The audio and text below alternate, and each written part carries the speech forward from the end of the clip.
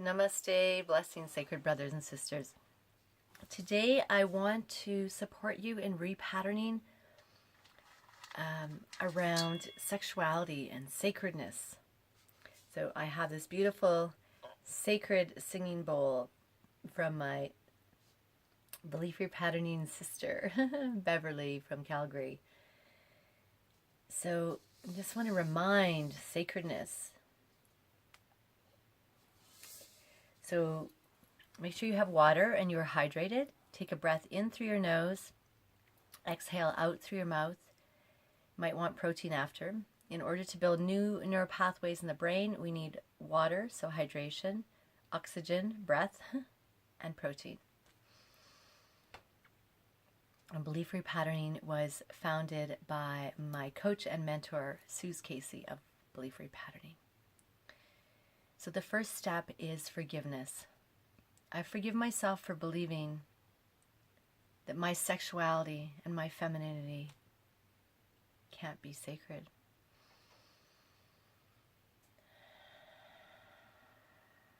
I forgive myself for believing the opinions of others around my sexuality and my femininity over my own. Now, if you do not relate to femininity, or you are a man and you relate to masculinity, please just use the words that resonate for you.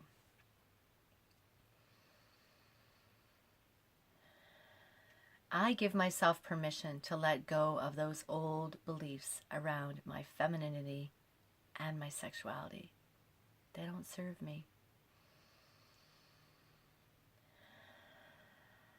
I give myself permission to claim my femininity and my sexuality as sacred.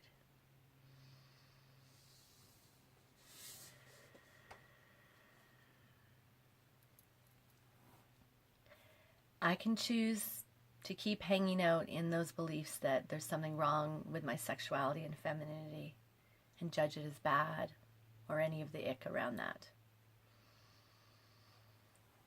Or I can choose to claim my sexuality and my femininity as sacred.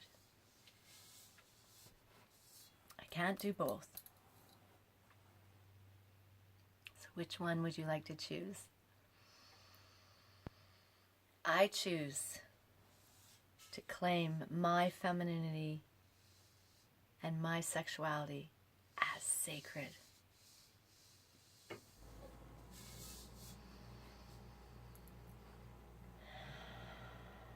I am free today. So something that you're going to do today anyway, and when you do it, you can do it with a sense of sacredness. And maybe also claiming your femininity or sexuality as sacred. So I am free to expand in claiming my sexuality and femininity as sacred when I look at myself in the mirror and tell myself I'm beautiful and just stroke my skin and my body.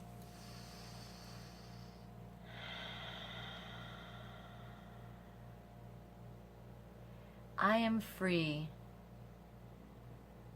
to claim my femininity and sexuality as sacred when I enjoy my finished sauna tonight naked.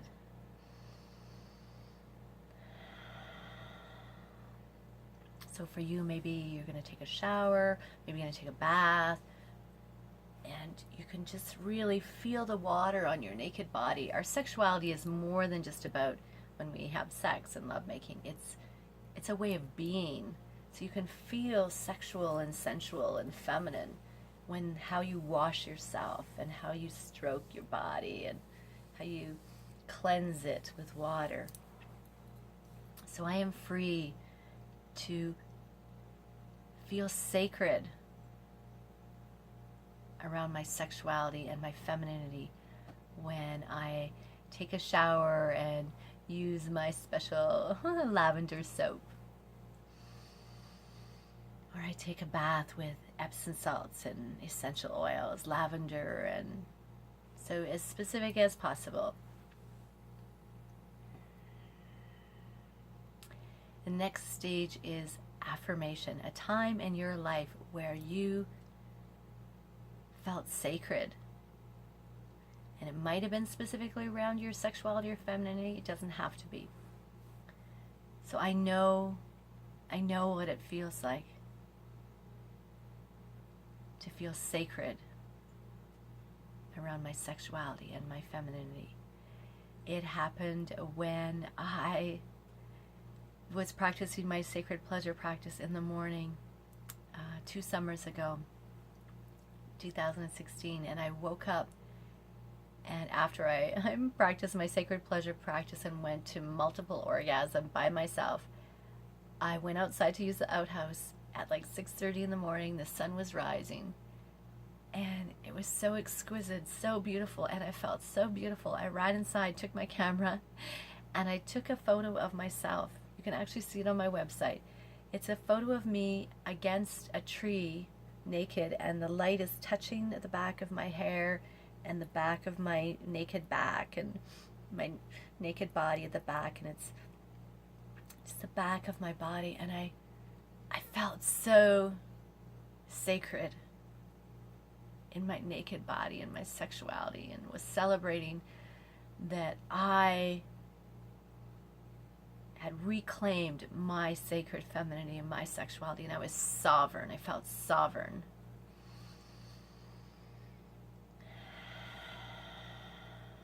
So think of a time in your life where you experience sacredness. And again, it might have to do with your sexuality, your femininity, your naked body, or you just felt sacred. Maybe you were chanting a mantra with beads. And oh, I remember one. I know what it feels like to feel sacred around my femininity and my sexuality. It happened in Costa Rica and Thailand when we were chanting mantras and celebrating one evening, and I took my top off with another woman and with Suk, and I was dancing naked, topless, and I felt so feminine and so sacred in my nakedness. And there was lots of other people around, and I felt beautiful. I felt sacred, and I felt safe.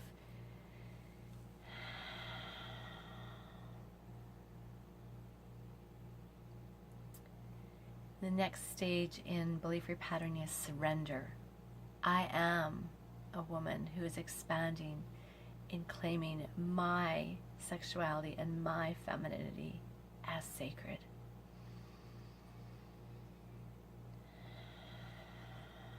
And if you don't relate to the word woman, replace it with something else or drop it altogether. I am expanding in claiming my sexuality as sacred.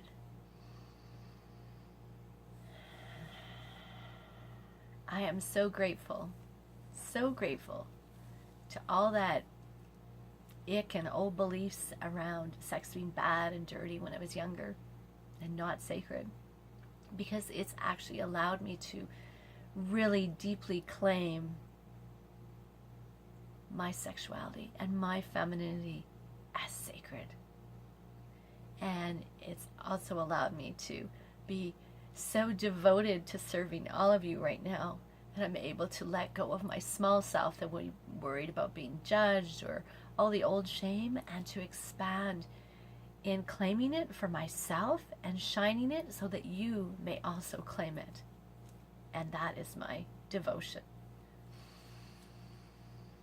And that's why I'm on a mission with my Sacred Pleasure Path program, to serve and touch as many women as possible and ripple it out to all of humanity, all families, all men, everyone, everywhere, so that we all may reclaim our femininity and sexuality as sacred.